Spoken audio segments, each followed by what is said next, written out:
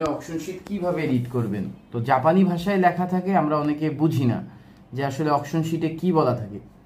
এই যে সিমিলার ডায়াগ্রামটা দেখতে পাচ্ছেন আপনারা, এইটাতে গাড়ির এক্সটেরিয়র যত পার্টস আছে সবগুলো এক্সপ্লেইন করা হয়েছে। এটা হচ্ছে গাড়ির চেসিস নাম্বার, এটা হচ্ছে গাড়ির পয়েন্ট গ্রেড, এটা হচ্ছে গাড়ির ইন্টেরিয়র পয়েন্ট, এক্সটেরিয়র পয়েন্ট। আর এই যে আপনারা দেখতেছেন 6AA ZWE211, এটা হচ্ছে গাড়ির চেসিস নাম্বার। এখানে বলা হয়েছে, by the way, this car has a Corolla WXB model 2020-এর। এখানে দেখেন লেখা আছে 2020। এখানে লেখা আছে মাইলেজ, এটাকে বলা হয় মাইলেজ। জাপানি ভাষায় যেহেতু লেখা আছে তো এখানে মাইলেজটা ইংলিশেই লেখা থাকে। এটা হচ্ছে ম্যানুফ্যাকচারার, যে কবে ম্যানুফ্যাকচার হয়েছে। এটা হচ্ছে 2020 সালের 7 তারিখ 11 মাসে ম্যানুফ্যাকচার হয়েছে। আপনারা বলতে পারেন এটা নভেম্বর মাসে ম্যানুফ্যাকচার হয়েছে। এখানে বলা আছে গাড়ির টোটাল মডেল নেম।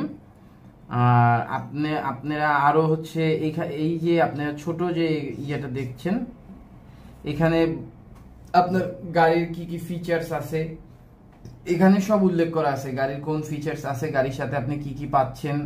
গাড়ির অকশন যখন জাপান থেকে রিড করা হয়, ওরা যখন অকশন চেক করে তখন ওরা এইখানে সবকিছু বলে দেয়। আপনি জাপানি ভাষা যদি না বোঝেন তাহলে আপনি একটা ছবি তুলে গুগল ট্রান্সলেট করে নেবেন, আপনার ক্ষেত্রে ইজি সুবিধা হবে। সো এই যে ডায়াগ্রামটা দেখছেন, এই ডায়াগ্রামটাই হচ্ছে আপনার অ্যাকচুয়াল গাড়ি। সো আমরা অনেকেই বুঝি না বলতে, আমরা যারা রিকন্ডিশন গাড়ি কিনি তারা ম্যাক্সিমামই বুঝি না যে আসলে এইখানে কি বলা হয়েছে। What is A1, what is B1, what is G, what is A3, এগুলোর আসলে মানে কি। A1 মানে হচ্ছে সিমিলার একটা স্ক্র্যাচ, আর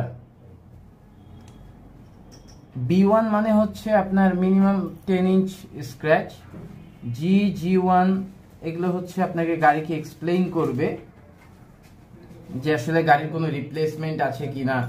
আপনি দেখেন এখানে সুন্দরভাবে উল্লেখ করা আছে যে গাড়ি 39,276 কিলোমিটার রান করছে। দ্যাট মিনস এটা হচ্ছে অ্যাকচুয়াল গাড়ি, হচ্ছে জাপানে কত এই কিলোমিটারটা রান হয়েছে, বাংলাদেশে এখনো হয় নাই। এইখানে যদি আপনি দেখেন আমাদের গাড়িটা কত সিসি এটা উল্লেখ করা হয়েছে, 1800 সিসির গাড়ি। সো এইভাবেই অকশন